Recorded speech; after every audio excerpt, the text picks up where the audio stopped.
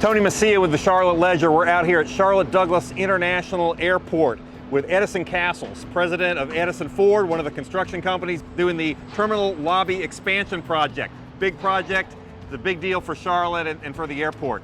Edison, let me ask you, tell me about your involvement with the project. Okay, so I'm Edison Castles, president of Edison Ford, and I am part of the Holder Edison Ford Leaper joint venture, which is the lead contractor on the terminal lobby expansion. It's a $500 million construction contract, and we're bringing a new terminal entrance to the city of Charlotte and a canopy to cover the road so that the passengers can have the best possible experience when they come to our airport. What's the most exciting part of this project? This is probably the largest single project the city of Charlotte has ever undertaken. It's exciting. It's got tremendous logistical challenges from an operational standpoint.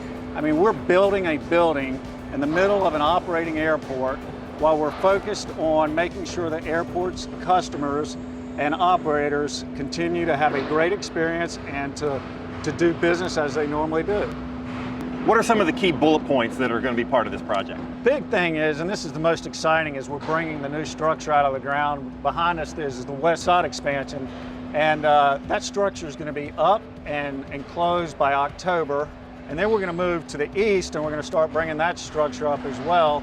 And once the whole facade's on the building, you're going to really see the exciting new gateway to the Charlotte airport. And then we're going to move inside, and we're going to refresh the entire interior of the airport from ticketing and baggage so that it operates and flows more smoothly for the passengers.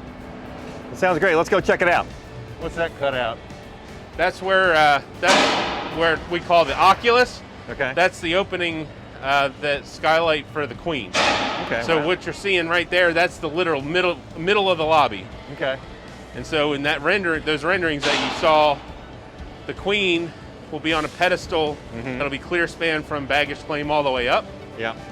At the top, there's this glass Oculus there so that she gets a lot of natural light.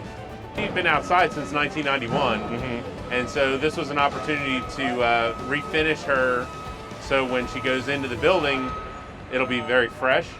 And once she's in the building, then she'll be very well preserved for a very long time. She'll be coming back into the building here beginning of June. What are some of the challenges of doing construction out here?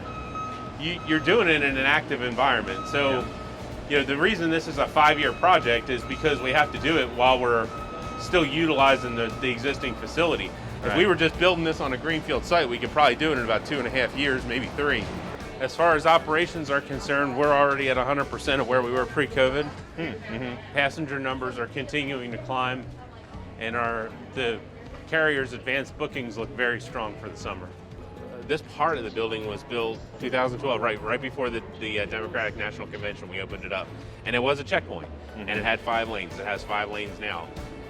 This part of the project was to essentially reorient the queue of the checkpoint, put in this gate system here that wasn't there before, add these offices right here, and change out the lanes from the standard lanes to the ASL technology. When the project is done, we are changing the naming of the checkpoints from letters to numbers, and is implementing the wait time technology. So we have LiDAR radar in the building now that gives us security checkpoint wait times.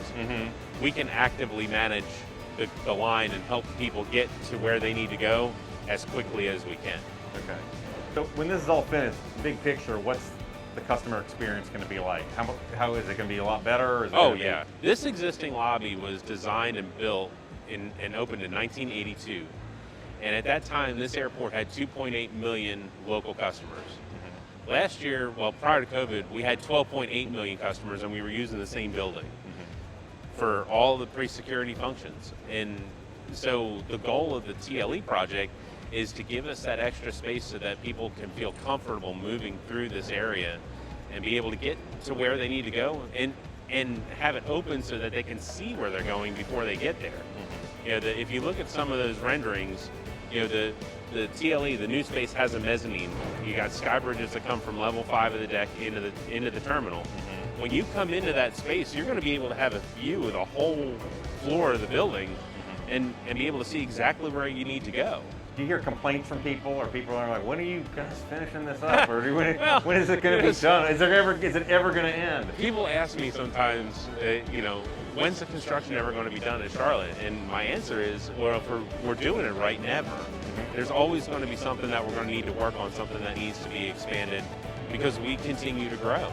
Well, that's it from the airport. Time for me to take off.